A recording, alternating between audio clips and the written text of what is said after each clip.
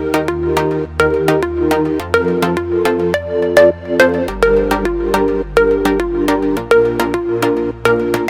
right. Well, welcome to the Inside Leduc podcast. My name is Tarah Flynn, and today our guest is Katherine Dogterom from Jarred Mercantile. I've practiced that, so hopefully that went down all right. I just wanted to welcome you to our podcast. I wanted to start the podcast because I really wanted to get behind the support local movement. And being a people person, I really thought if I could get to know the person who started the business and the passion that drove them to create the vision, maybe we'd be more likely to support local. So thank you so much for joining me today on this podcast. And I'm really hoping that we can elevate and promote your business on this new platform. So thank you so very much. Well, thank you. Yes. So provide me with a little bit of an elevator pitch. Do you have one for your business? Yeah, I think we talk a lot with Jarred Mercantile. We say we're a 21st general store, 21st century general store. So we have a little bit of everything in store, and our main focus is keeping our products as eco-friendly as possible. So that means sourcing as local as possible, so the products don't have to move as far from their production to where whoever's buying it.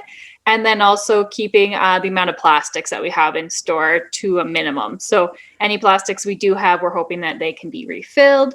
And if they can't, they're a recyclable type of plastic. So that's kind of, us in a very small nutshell. That's us. Obviously, there's a lot more to it, a lot more that we want to grow on with the store. But, if someone's asking for a 2-sentence way to describe Jarred, that would be it. So define the word mercantile. What does that word mean, and why did you include that in your name? Mercantile is just a fancy way of saying general store. So we liked Jarred Mercantile better than the Jarred General Store because that doesn't roll off the tongue as easily. Jarred Mercantile sounds a little bit more concise, a little fancier. And a lot of times in, turn of the century, they're talking 1800s, frontier Canada, mercantiles or general stores were the hub of the community. They were the place where you did buy to go everything, literally everything, a lot more than what we carry in our store, I can tell you that.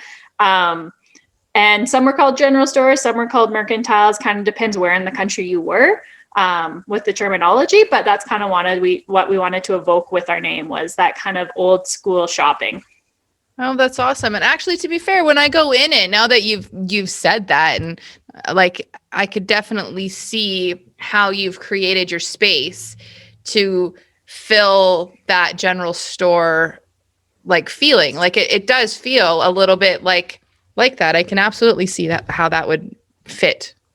Yeah, and we're definitely hoping to build on that some more. I mean, I say general stores, there was always there was a wood burning stove where people could come and sit and have a coffee, and it was all rural, right? It was all farmers and ranchers and things like that. So that's where they caught up on the news. And unfortunately, we don't have a wood stove. I wish we did. That would be great. Definitely don't have the permits for that in our building. But still that sense of you can come in and we can chat about things and be a hub of the community. You get to see people. I see lots of people come in and then another person comes in and they're like, oh, hey, how's it going? And I think that's a small town thing for sure, that you're running into people out and about shopping, which is awesome to see. And we definitely want to build on that. Yeah, for sure. So what was your inspiration for starting your business? I think the inspiration was a little bit, yes, I love old school general stores, but it was more the eco-friendly side of things. It was going to the dump and seeing how much waste is given up on every day. And I've only been to dumps in small towns. I can't imagine the dumps outside of larger centers. I mean, you think of Alberta, you think of Edmonton and Calgary, but then you think about the population in Vancouver or Toronto, where's the waste going there? And then even larger cities down in the States. It's something that it's out of sight and out of mind for us. We put our garbage in a clean little plastic bag and it goes in the garbage can and we don't see where it goes. And that's the way the system's been set up. And so we don't see the mounds of it. We don't see the, the destruction that's happening. And if we do see it, we only see it on a really small scale. We our brains can't physically think about all of that garbage that the however many billion people on Earth are using and getting rid of right now. Like, that just is something that I can't fathom, and I don't think anyone can really fathom. So if we can kind of do our very small little part in our corner of the world to at least help with our waste, then at least I feel that we've done what we can do. We can't make everybody change, and we can't make, the big corporations change what they can do. But if we can help people change their buying habits, in our town or our city, that I think is the most important part. So what is the thing? What does that look like? I buy, what's the process then? Walk me through it. We really encourage people to bring their own bottles or own jars to the store if you're able to take a part of our refillery program. So love it when people bring their own jars. I've seen pasta jars. I've seen pickle jars. I've seen jam, jars. I've seen really nice mason jars. Some people bring beautiful mason jars. I'm like, this is great. And then I see, just whatever you had for dinner the night before and you maybe washed it. That's great too. We see all the types, old shower shampoo containers, so plastic containers that are getting another life, which is great to see as well.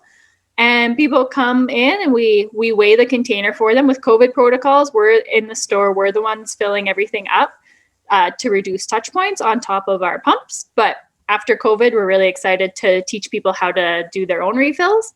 And we weigh the container, fill it up with as much or as little product as someone wants. So that's the other nice thing about buying in bulk is maybe you don't want, a liter of soap. Maybe you only want 200 milliliters. Great. We'll give you 200 milliliters of it, weigh it again, and just charge you for that 200 milliliters of soap that you're taking. So what products are part of your refillery? Is it, you said soap, you mentioned pastas and pickles. Is there food too, or what does that look like? Yeah, we're definitely wanting to bring more food in. With COVID this year, we've kind of been a little bit slower with that. We do have coffee and tea in bulk, so we carry bulk coffee beans, and we do carry, I think it's 8 different flavors of tea in bulk right now, which is awesome. Oh, wow. And we also carry meat pies in bulk, which I know sounds really weird, but we do. We have little meat pies from South Island Company. And they have no packaging on them, so people can bring their own container, or we put them in recyclable craft paper bags. So those are recyclable or actually compostable in the city of Leduc, which is great. So that's kind of our food section. And then with our other refilleries, we have shampoo, conditioner, linen sprays, room sprays, magnesium spray even, bubble bath, hand soap, laundry soap, dish soap. Those are 2 really popular ones. Those are super easy to refill and everyone uses them a lot. And they're 2, I'd say, products that are always put into plastic containers. So that's great to, reuse those. Laundry soap containers are always so big too. You're like, you can't put them in the garbage can. You got to take it straight out because they're so big. They don't fit. And our laundry soap is concentrated too. So you're using an ounce of laundry soap compared to I think sometimes I used to put in a cup of Purex laundry soap into my washing machine, right? So even the amount you're using is less, so you're having to refill less times, right? So that's a big one. Yeah, lots of beauty care products too, because I think that's a bad one for women. We're really bad for buying the fancy creams and everything else, and those packages are not recyclable a lot of the time. They're colored plastic, and colored plastic just is not something that's accepted in a lot of recycling facilities. So I know we're bad for that, as and we use more products than men do too.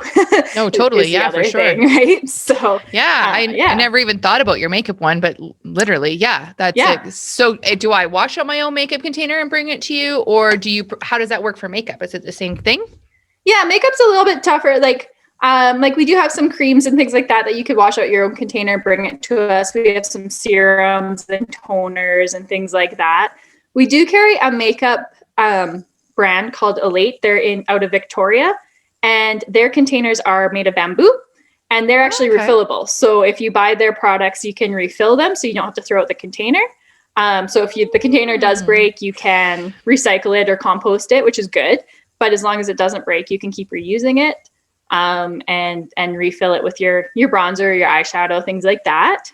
And then they do have mascara, lipstick, foundation, things that you can't really refill, unfortunately. It's just the nature of the product. Yeah. But again, the containers aren't plastic, which is the big thing. Oh, wow. That's pretty cool. Yeah. I thought about like all the other like laundry soap, but to be fair, I never really thought about the makeup part of it all. But yeah, no, that's absolutely. Yeah, what do you do with your mascara bottle, but you throw it out? You throw it out, right? Yeah.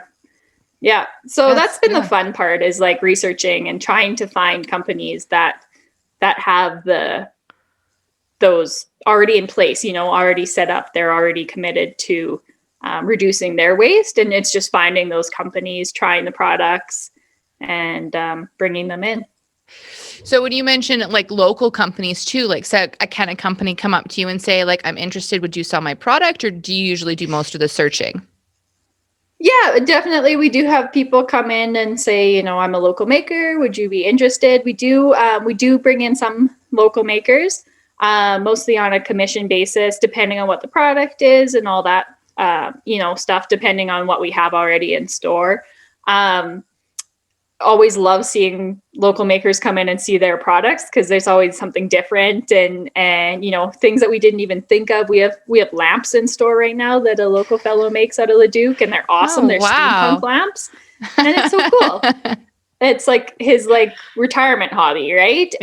But they're awesome and they look cool, and it's a great option because they're made locally. They're not being made overseas and being shipped all over the world, I guess, at that point, to be brought in, and it's providing someone in the community with some income, right? Which is the other thing. It's supporting our local economy. So yeah, we definitely like having products in from the local makers. Definitely want to continue with that.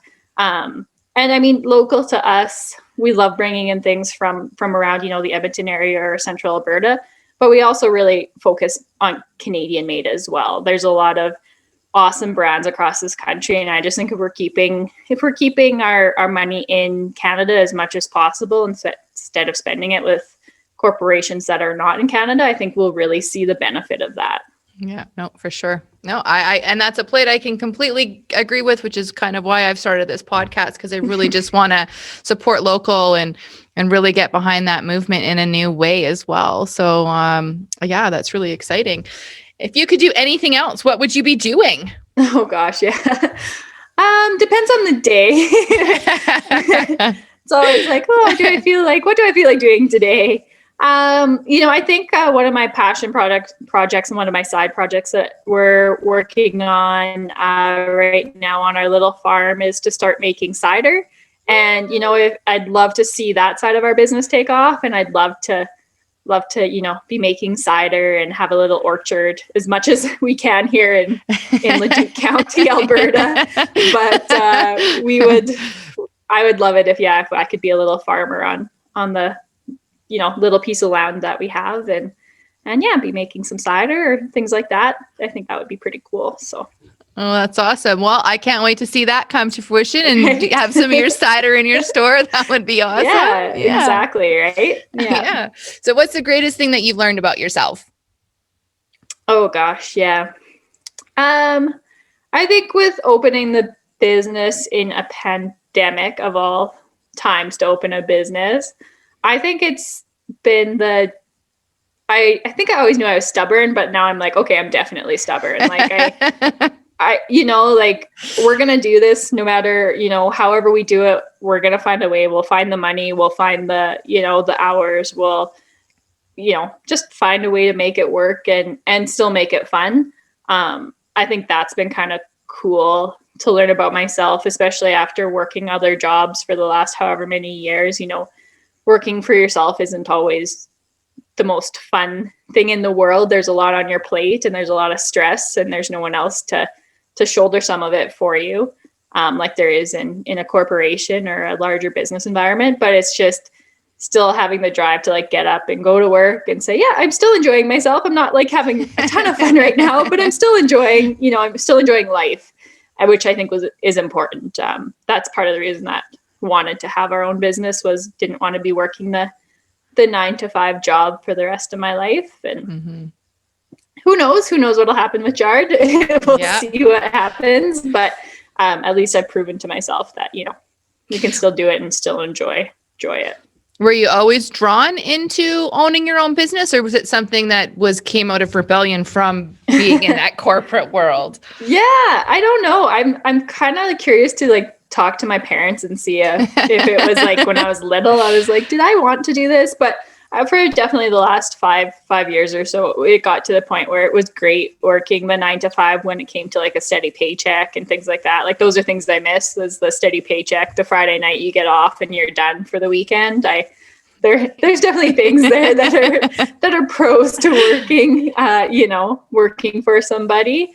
But yeah, I definitely got tired of the set schedule, and my fiance, who owns the business with me, he works a shift work. So, if his shifts didn't line up with the weekend, we just never saw each other then, which wasn't enjoyable either. So it's definitely a combination of things, but. Yes, for sure. That shift work, it does that to you. You just, wherever it lands is wherever it lands. That's how that works. Go, right? That's it. Yeah, for sure. So what's the greatest thing that you've learned about yourself? I think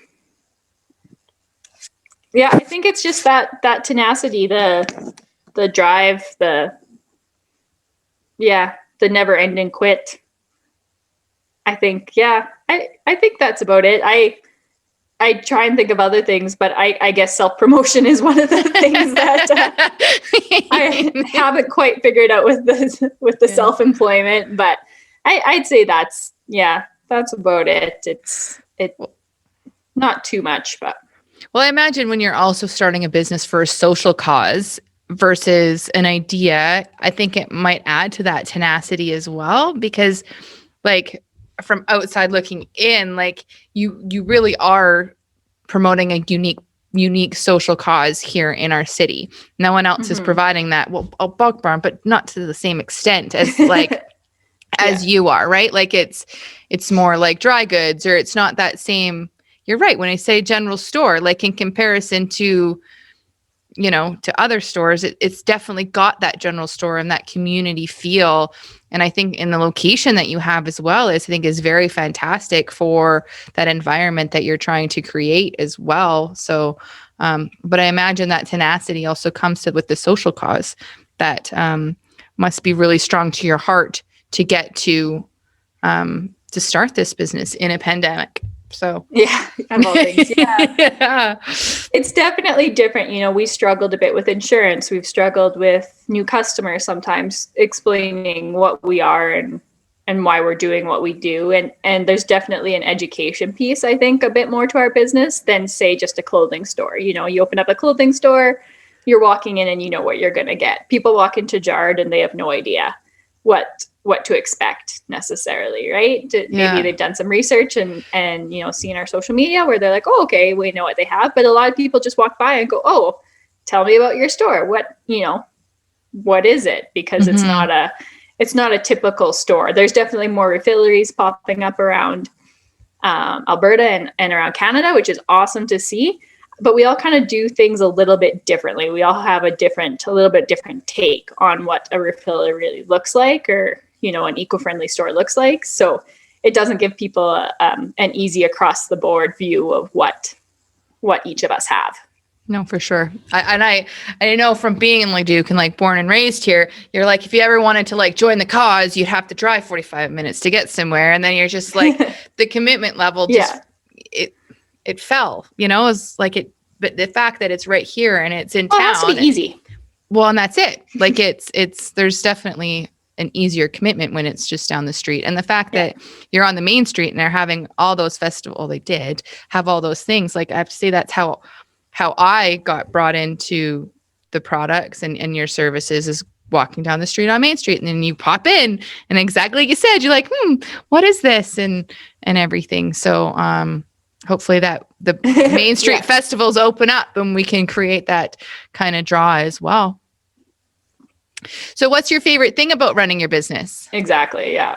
favorite thing about running Jarred is definitely the conversations we get to have with customers. I love it when customers come in and they're like, "Oh, I've researched this, or I've seen this before."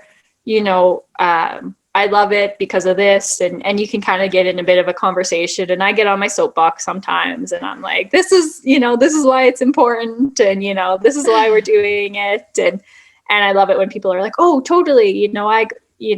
I just started doing refills, or, I've been doing them for 5 years already." You get such a wide range of people and such a wide range of viewpoints, which is so awesome to see. And just chatting about it. And then, we've had some younger men come in their 20s and they're like, "Oh yeah, here's my refill." And I think it's awesome because that's not our target market. It's not who you expect to see come through the door. And they're like, "Yeah, this is great. I use this." And, that part's awesome to see that we're reaching, or even if we're not reaching, other people are interested or concerned about the same things we are. And so they're wanting to make those changes, which is great to see. And especially, like I said, outside of our target market, which, is fairly, I don't want to say narrow, but, there's an idea you have in your head about, it's mostly women that are, more concerned about it or doing more of the shopping. And they're the ones with the kids in tow that are, buying those types of products. And I think we need to kind of let that go a bit, because we haven't necessarily seen that. We've seen it across the board. Lots of teenagers come in and they're like telling their parents, "Oh, Mom, you have to see this," or "Dad, like, this is what you should be using." Like, that's great. Like, I love seeing that. They're doing my work for me. So yeah, it's really cool. Positive pressure from the children. That's awesome. Seriously, right? I'm like, "Hey, do you want a job? You want to come work here?" Like, you pressure people, you guilt them into it. So that's awesome. No. So why did you choose to start your business here in Leduc? So it was partly geographical. My fiance got a job in Edmonton, and I told him I wasn't going to move to the city. So we started looking at farms outside of the city and kind of looked at the outlying communities here. Found a place we really liked, just 15, 20 minutes south of Leduc, and kind of toured around Leduc. I'm from Central Alberta originally, and he's from Edmonton. So we obviously knew of the community, but that was 20 years ago, 25 years ago, and it definitely has changed a bit since then.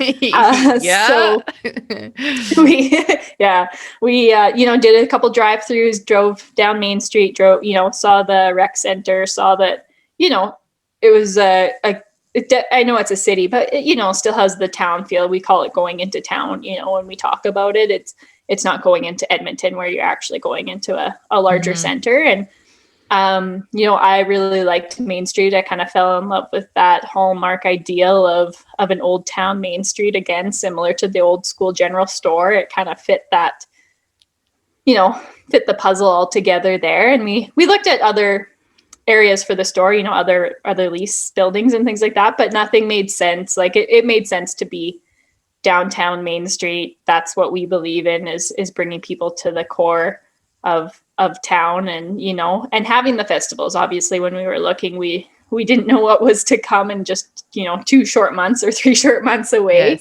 Yes, we signed our lease March 1st last year. And even then we didn't really know the extent, obviously, of what was going to happen. So we were really hoping that we'd have the parades and the art walk and everything else, which we didn't, but we did have a couple festivals. We did run the fall festival this year, which was awesome.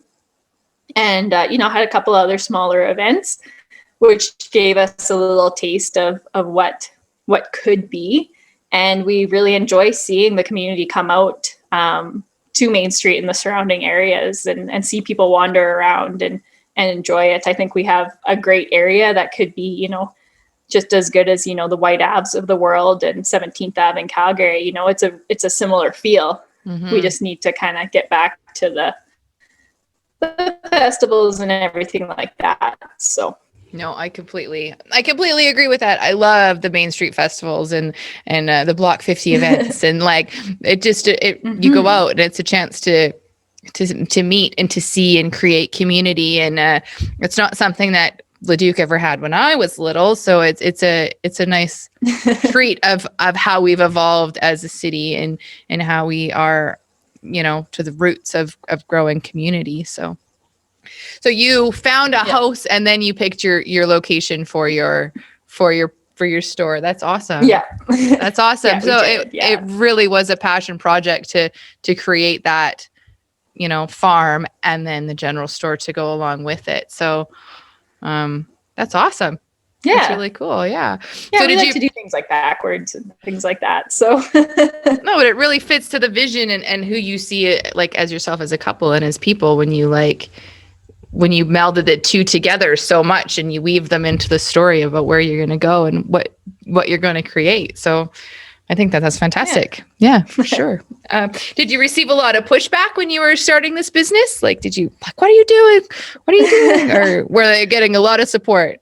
I got a lot of support from my family, which was awesome. They actually all came up our opening day, and they all came and camped in our backyard and came to opening day, which was awesome. Because I was like, who knows? We could have 5 people coming in the door. So they were like, well, at least you'll have like 10 because we'll all be there. But, so lots of support that way. My mom still helps at the store. She's kind of my unpaid employee. So that's always been good. And my fiance was, was really supportive. Just do it. What's the worst that could happen kind of mentality, which is I was like, well, the worst that could happen is da, da, da, da, da, da, da. I didn't put pandemic in there, but like I had pretty much everything else covered other than the pandemic. And he's the type of guy that's just like, it'll be fine. We'll figure it out. Even if it does fail for some reason. So I had lots of support that way. Community support as soon as I opened the doors, or as soon as I started to meet people. Even before I opened the doors, there was a lot of support from Downtown Business Association and from the chamber and other businesses, which was awesome. And we did a lot of the construction work ourselves, or as much as we could. And even our contractors, they gave us a lot of support, and they were telling people, go check out Jard, once they're open, we're doing the construction right now. And we'd get treats or whatever else from other businesses. We tell them we'd opening a business, and they were all really awesome. So I think for the most part, it was all really positive. I think I was probably the most negative, or maybe not negative, but the most pessimistic person. I was doing all of the what if scenarios. But yeah, and then when the pandemic hit, I think that's when people went, are you sure you still want to open? Like maybe just hold off. And I'm like, well, we're in too deep now. So it is what it is. Right. But yeah, no, it was good. So what keeps you motivated when the days get hard? I think the biggest motivation for me is just keeping our vision, close at hand, which is even if we're not packed on a day-to-day basis, we've been open for 7 months now. I want to say 7 months. There's still people coming in at least once a day to get refills, which we didn't see the first 3 to 5 months, I'd say. So, even if it's a slow day, there's at least one person coming in to say, hey, I need dish soap, I need laundry soap, I need whatever, I need to get some coffee. So that keeps me motivated, that people are seeing the value of the store in the community, and the repeat customers are coming to get their refills. And then once they get the refill, they're coming back to get it again, which is always a good thing. They're not just getting it once and saying, okay, that wasn't that great, I'm not coming back. Mm-hmm. And so that's what I kind of have to think of when the days are long, or we're not seeing the number of customers come in that, we were hoping to that day or something like that. It's just, okay, but this one person did come in and they got a refill and they've been in 3 times since we opened. That's great. That's showing that they're happy that we're here and they're taking advantage of our products and wanting to do the same thing we're doing. Yeah. So I'd say that, that's our biggest thing that I have to think about some days. Yeah. So what do you do when you celebrate your wins? Well, it used to be wine. Not anymore.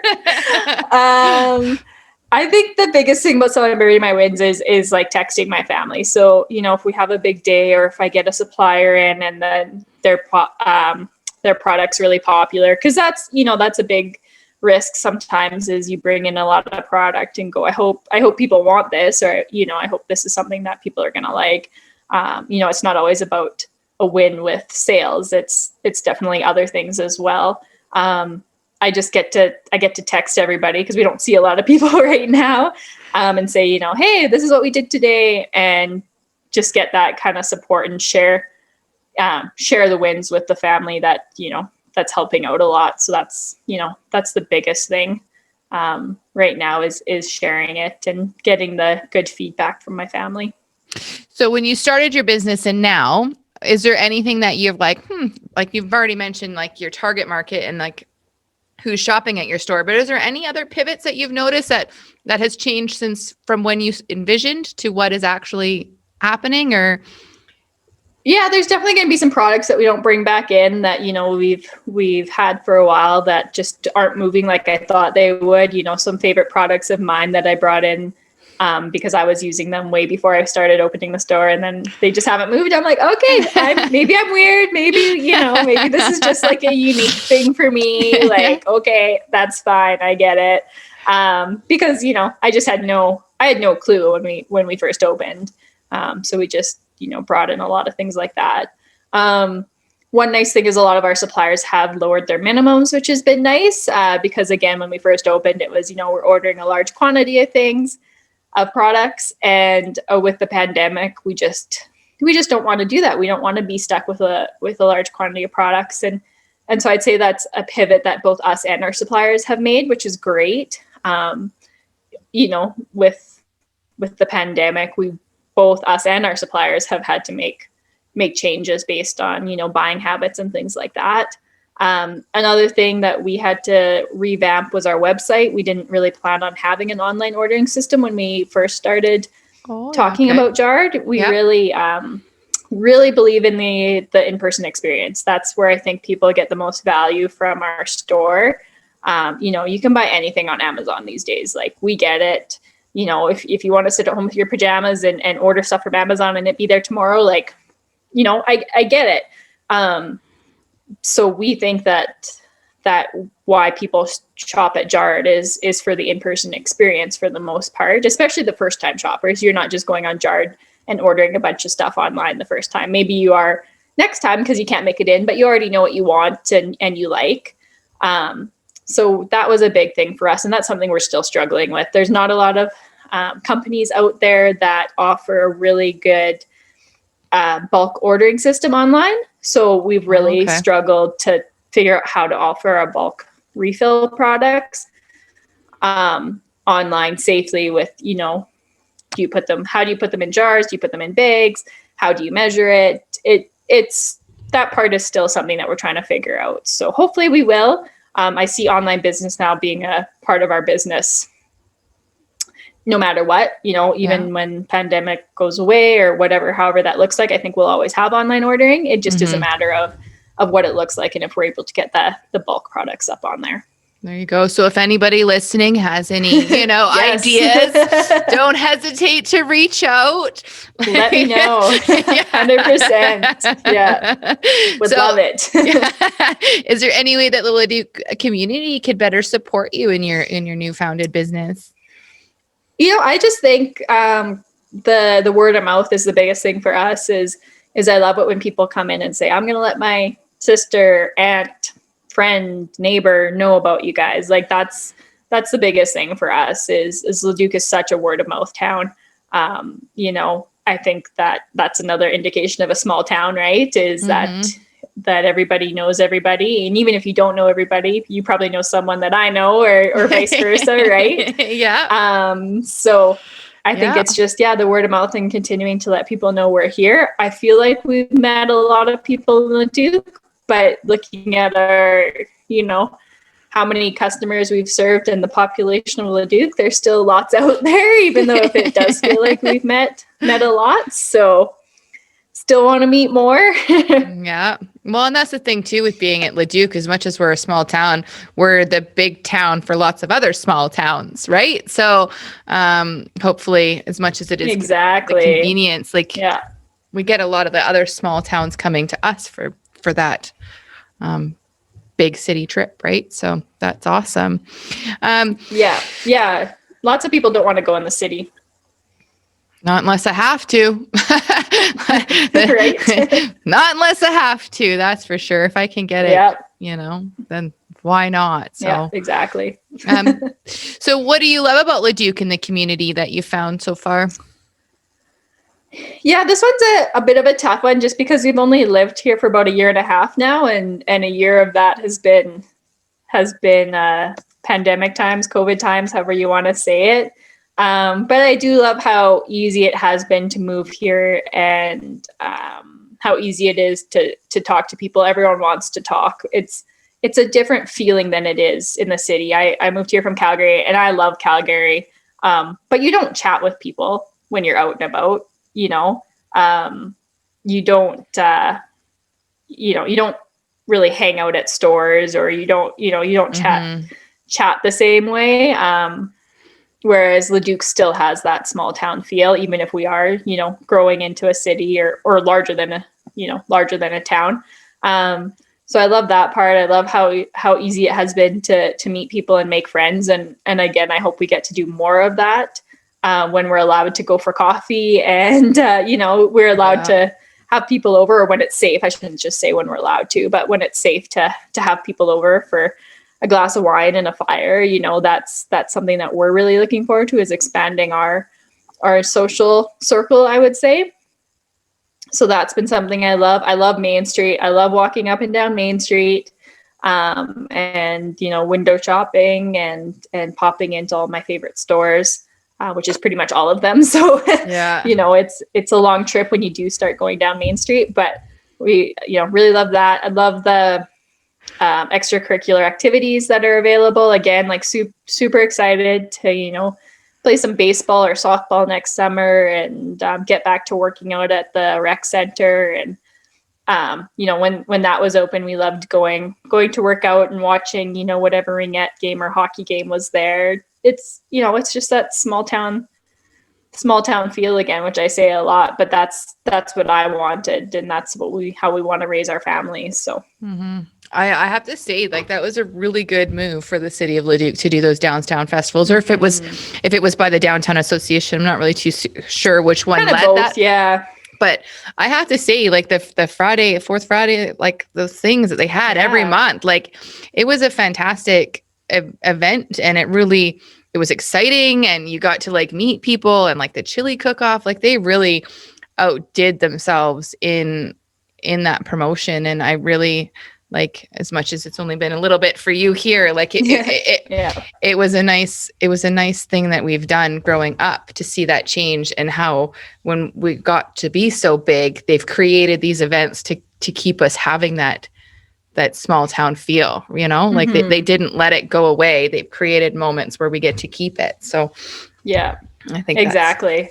And being a member of the DBA, I can tell you that lots of events planned for this summer. Fingers crossed that we're allowed to do them and all that fun stuff. But we have things planned for Block 50. We have things planned for DBA, which is, full downtown, getting more businesses involved than we did last year and, the last couple of years. So there's so many big things on the table. It's just a matter of, making sure we can do it safely. And I'm super excited. I'm hoping this year we can get back to it for sure. That's awesome. Yeah. So for everybody listening, the DBA is the Downtown Business Association, right? Association? That's the A, right? Okay, yes. Perfect. Okay. Yeah. Just making sure. Yeah. Okay. Awesome. Just make sure. Yeah. Just double check. Awesome. Okay. So what's your favorite restaurant? Promoting the right one. Yeah. I don't know what other A word it could have been, but you just never know. You never know. Just downtown business. Oh man. Right? We're just downtown. We're hanging out down there. Right? Yeah. Right? So what's your favorite restaurant in Leduc? That was a tough one. I'm having trouble picking just one. Because I have 2 neighbors that are restaurants, so we don't want to like play favorites here either.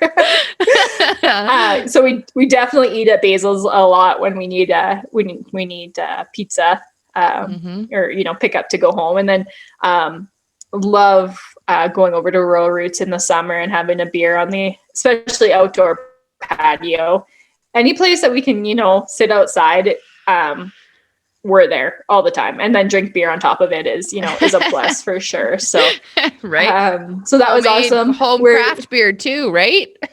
Homemade beer, or crafted right there, however you want to say it. Yeah. So those are definitely 2 places that we frequent a lot.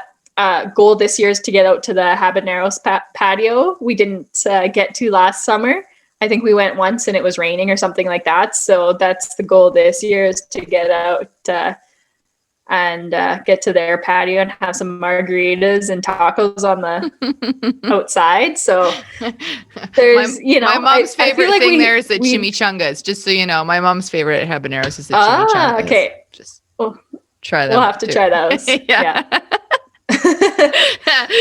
We're pretty we like trying different places. So we try and eat everywhere. But there's so many places in Leduc now too. So it's good though, in a good way. Yeah, no, for sure. Get to try a bunch of different places and things like that. And there's a couple of new restaurants that are on our list that we just haven't done. And I think part of that is living 20 minutes outside of town. Sometimes it's just a pain to pick up food and then take it home. And by the time you've gotten it home and it's winter, it's cold and you have to reheat and then you're not doing it justice. Like, I feel badly because then I'm like, oh, that food wasn't very good, but we just literally took it 20 minutes to a half hour from when it should have been eaten. However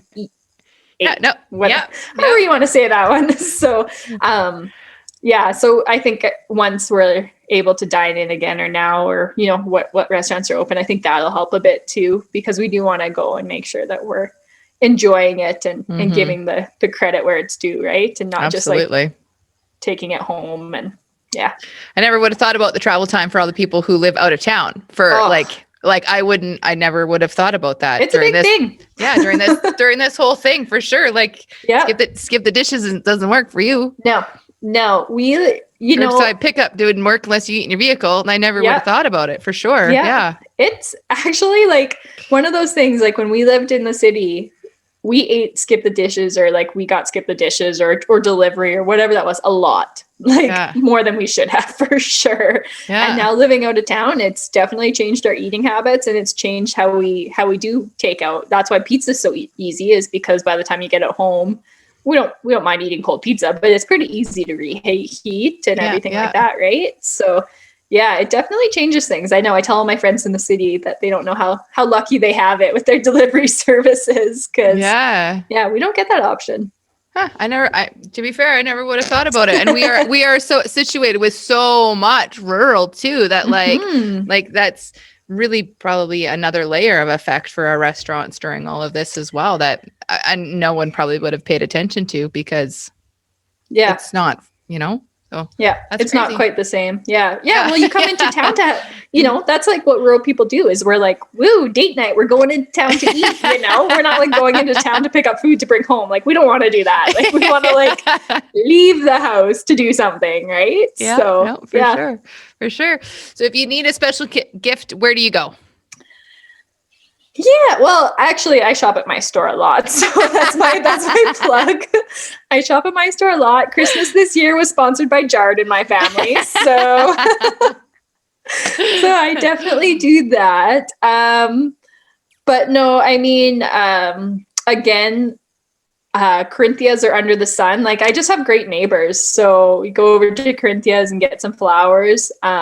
I get flowers for the store quite a bit there, and they have all sorts of little trinkets and things like that. I like getting their potted plants, for me or my mom.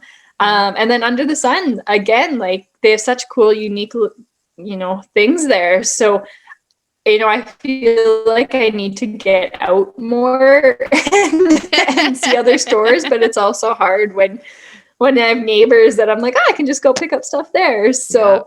No, so that's my, that's pretty much the whole block 50. But you know what? He's picked your neighbors really well. That they are like quite diverse in regards to what's available on your like.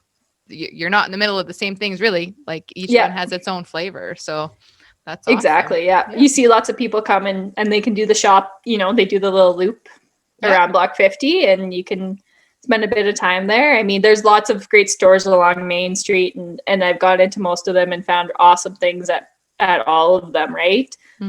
So it's just a matter of you know, not being lazy maybe, and then walking a couple blocks and going to see someone else too. So, well, everybody in my family got something from downtown. That's where I did all my Christmas awesome. shopping. I went up and down Main Street for Christmas, and it was pleasant. Like, I was quite surprised with how diverse it is. And it's one of the reasons why I really wanted to start this podcast, is because I didn't know a lot of it.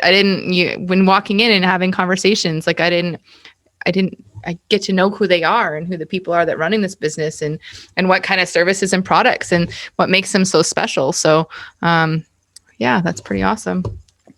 Yes. So if you have a day off, how do you spend it? Oh gosh, I was thinking about today, and I was like, oh, I was lazy today, so I shouldn't talk about that one.